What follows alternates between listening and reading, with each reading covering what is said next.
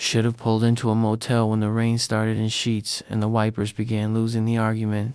I should have admitted I was tired when the green highway signs turned slick and unreadable and every mile looked like the last mile dressed in a different jacket. But pride is a terrible driver. Pride tells you that 3 more exits and you'll get your second wind. That coffee can substitute for attention. That the road will stay polite because you've been polite so far. It was near midnight, the kind of midnight that feels already used up by other people's disasters, when I saw her. She stood just beyond the reach of my high beams, a shape that didn't belong to the ditch or the marker poles or the wind-mauled grass, barefoot white dress. The hem was dark with rain, clinging to her shins. Hair nodded to one side as if wind had carried it there and never brought it back. She raised one hand, not a wave. Exactly. A permission. I didn't slow because of chivalry or superstition.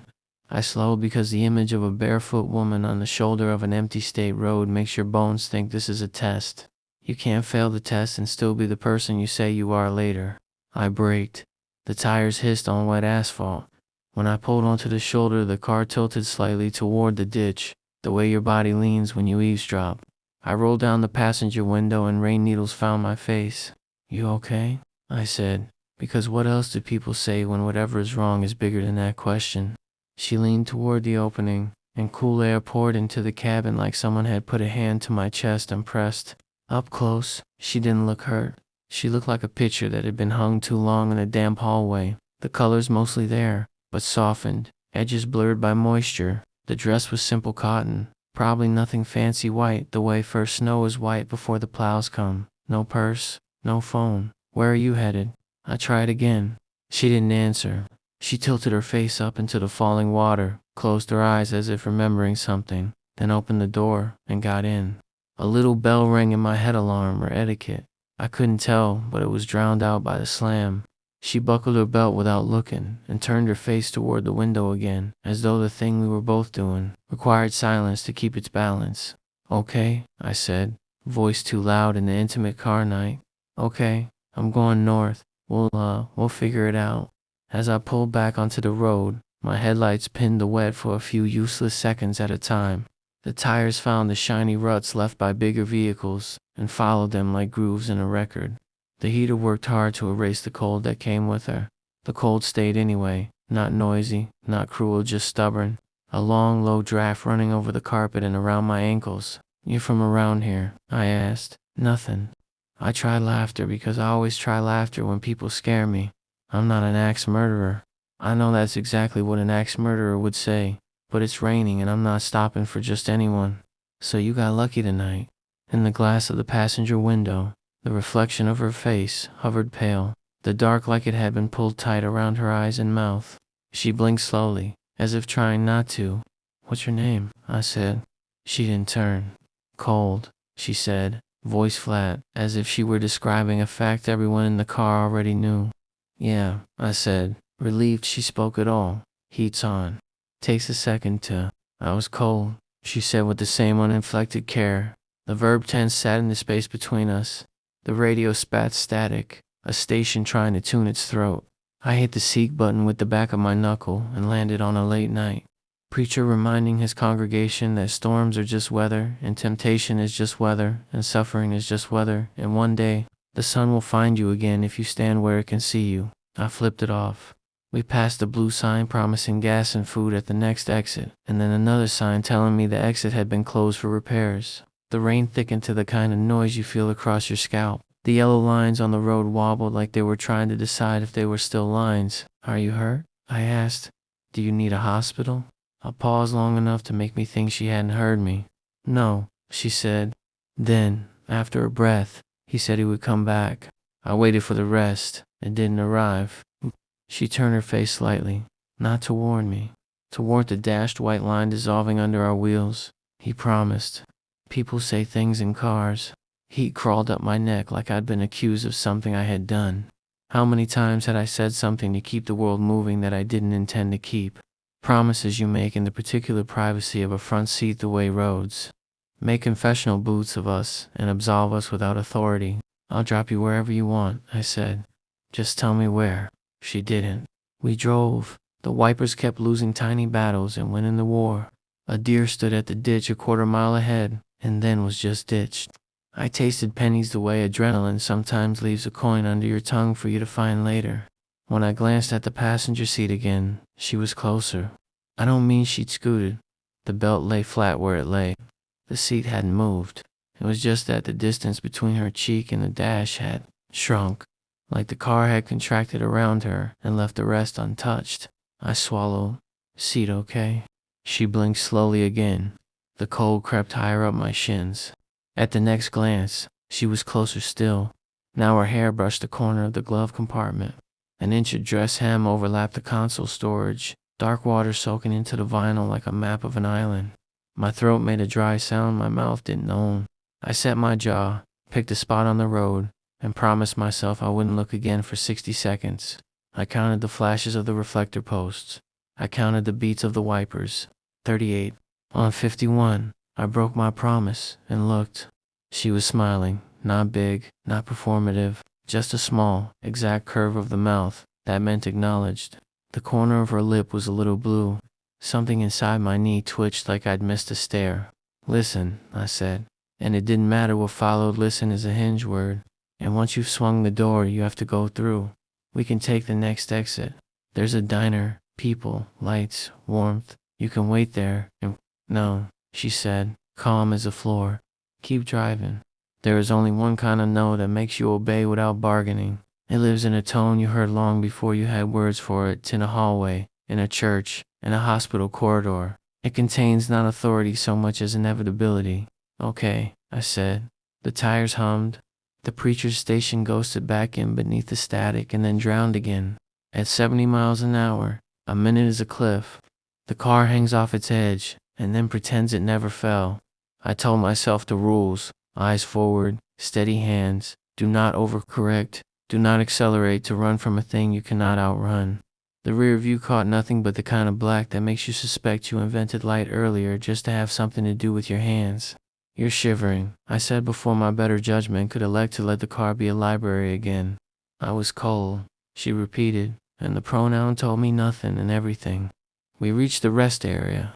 It rose out of the wet, like a shipwrecked in shallow water concrete and glass, and a handful of vending. Machines lighting their own grim little corners. The sign said open. The parking lot had the shining emptiness of places that humans use less than they think they do. I started, and flicked a turn signal like performing the ritual could make the choice lighter. No, she said, more softly. Keep driving. It'll take 5 minutes. You can call someone. You can keep driving. I kept driving. On the far edge of the lot, the glow of a security camera twitched like a nervous eyelid. A single truck idled with its lights off. For a moment, as I passed, I thought I saw a second car in the reflection of the glass doors, creeping the other way with its lights low. And of course, there was no other car, because I was looking into a reflection of exactly what was here, and present, and not negotiable me. This vehicle, this passenger, who would not go into the place where human rules apply. Who left you out there? I said finally. She breathed in through her nose, a sound that remembered a river. He said he would only be a moment. He said, keep the engine running. He said he forgot his wallet, but he didn't look for it. Lightning stitched a pale seam along the horizon. Thunder arrived like a mistaken delivery several beats later. My hands adjusted around the wheel, a movement so small it felt like an apology. What's your name? I asked again, quieter, so I know who I'm talking to. You're talking to the road, she said, and the sentence fit her mouth like it had been kept there for a long time. I laughed once, ugly and too sharp. Great, I've met a few of those tonight. She smiled, slightly wider. And they met you. Her left hand lifted and rested lightly on the dash. Thin fingers, no ring. The nails small and square, the way people cut them when they have to keep doing things. As the hand settled, the temperature in the car dropped so fast that my skin pimpled through my shirt. The windshield clouded at the margins. The defroster huffed, indignant and outmatched. I need you to, I began, intending to say help me help you. The kind of nonsense you throw toward an emergency because your unused heroism needs a sentence to sit on. Don't look at me, she said without heat. I don't like being looked at in cars. I obeyed because I had learned something about that no. I put my eyes on the seam where the blacktop had been stitched last summer and kept them there as if the needle were still inside it. When you can't look at a thing, it grows. It fills all the space your gaze used to keep neat. The cabin pressed inward. The clock on my dash learned a new number, 12:07, over and over, stoic and fatalistic. "Are you real?" I asked finally, not as a challenge, not as a joke, but as a person wrapped too tight in the knowledge that things sometimes are and sometimes aren't, and you are expected to behave the same either way. She didn't speak for a long time. When she did, it was like listening to your own blood move. I was. He said he would come back. He said, "Keep the engine running." I learned to keep things running. I touched the radio knob because doing anything felt like a chance to break the shape of the moment. The speakers offered a voice reading the weather as if it were a list of compromises. Patchy fog, areas of standing water. Use caution. "You can take my coat," I said, and was surprised to hear the steadiness. I slid one arm out, navigated the sleeves while keeping the wheel straight, held it across the console. The fabric sagged midway, heavy with my heat. She didn't take it. After a moment, the coat grew heavier, as if rain had soaked into it again, and I had the sudden, stupid conviction that if I pulled it back, it would wring out river water onto my lap. I let go. It stayed where it was, limp and obedient to gravity. We passed a sign for County Route 14, another for County Route 14. 2 miles later, another 3 minutes after that. I adjusted the brightness on the dash because the green light had begun to feel like an accusation. My eyelids burned with the cheap sand of fatigue. "Pull over," she said. It wasn't the no. It was an instruction the world planned to honor whether I did or not. I touched the brakes. The car drifted toward the shoulder. The tires complained in their rubber way. I put on the hazard lights and they ticked behind the rain, sound like a metronome threatening music. "Why?" I asked. "Quiet because quiet fit. Because it's time to stop pretending," she said, and turned her face toward me for the first time since she'd gotten in. Her pupils were too large, swallowing the color. Not black like Wells. Not dramatic like a horror movie would order on catalog, but wrong. Wide in a way that told my animal brain to climb a tree we didn't have. The skin at her temples had a faint feathering to it where hair had stuck and dried and stuck again. A thin line of water trailed from one ear like a thread. "What are you going to do?" I asked. It should have come out accusing. It came out like someone asking a doctor for the plan in a tone that hopes for mercy and a timetable. "Drive," she said, and put her hand over mine on the wheel. Her palm was cold, the way river stones are cold after the sun goes down. Not death cold, earth cold. A pressure, gentle at first, then decisive. I pulled back on instinct. The seatbelt caught my shoulder with a small, righteous tug.